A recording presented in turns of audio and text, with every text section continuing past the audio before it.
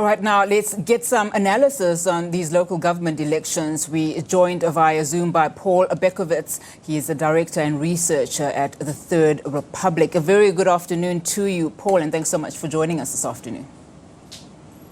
Good afternoon, Anati. Thanks for having me. Well, Paul, perhaps let's start here. I mean, this was slightly unforeseen.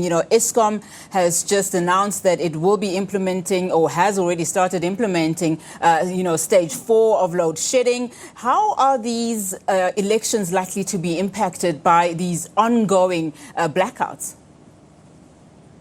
Well, there's two things, Anati. The one is, will we have electricity on Monday to vote properly and to make sure that everything goes off without a hitch? And we don't know at this point. My hope, and maybe I'm just hopelessly optimistic, Anati, is that the load shedding is heavier now to do the maintenance that's needed so that Monday goes off without a problem. The other issue is how will it affect the voting and people's sentiment, and it's very likely to hurt the ANC. Absolutely. Paul, now you've described these elections as highly contested, as has the IEC, but also saying that highly irregular elections. Talk to me about why you think so. Well, there's a couple of reasons, Anati. The government and the IEC hasn't handled the lockdown well at all. There didn't seem to be much preparation on the IEC side, and possibly the assistance from the various government departments that the IEC would have needed. So we've only had one voter registration weekend. Candidates' lists were delayed. There were court cases at the last minute. And the lockdown in general, and I think that's more the responsibility of the government, hasn't allowed for the normal campaigning and the face-to-face interaction between parties and candidates and the public that we'd normally have. So it's been disorganized. There hasn't been nearly enough preparation by the IEC. The parties have also been affected by the Political Party Funding Act. The big parties have less money than they've had, much less money than they've had in previous elections, so the campaigning has suffered. And the small parties and the independents haven't really had the opportunity to communicate with voters. Now, we heard yesterday from the IEC that 26.2 million South Africans have registered to vote in these elections. We know that with local government elections, the turnout is not always so great. But given what you have said now about the sentiment of some voters, given recent developments in the country, what's your outlook in terms of, will South Africans come out in their numbers to vote come the 1st of November? Of course, the weekend we're also going to be seeing about a potential 1.1 million South Africans going to vote in the special votes.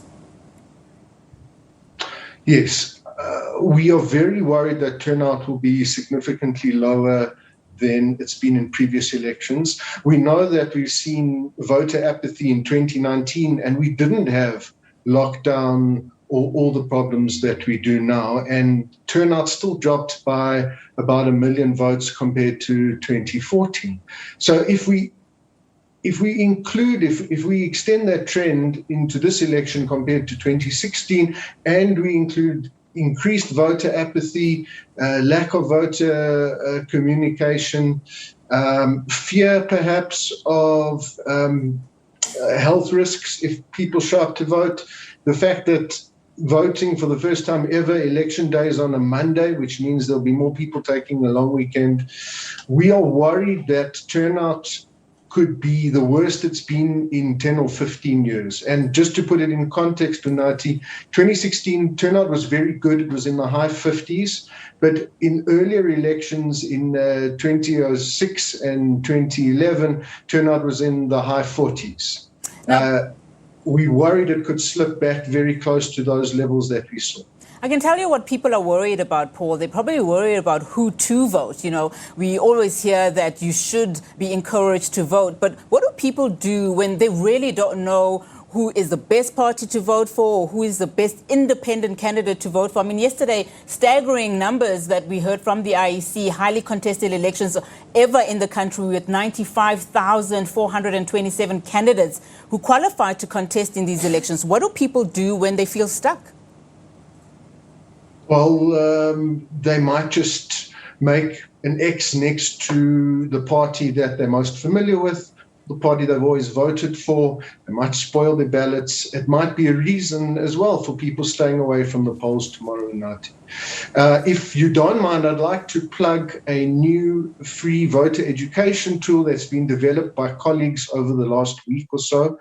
The URL is mycandidate.opencitieslab.org, where you can enter your street address. It will tell you the ward you're in and all the candidates that are running in your ward, with a link to a Google search for those candidates' names so that you can see if they have any media or social media presence. And I think this tool is very useful in helping voters narrow down their choices, because in a lot of wards in the metros particularly, you can have 20 or 30 names on your ballot.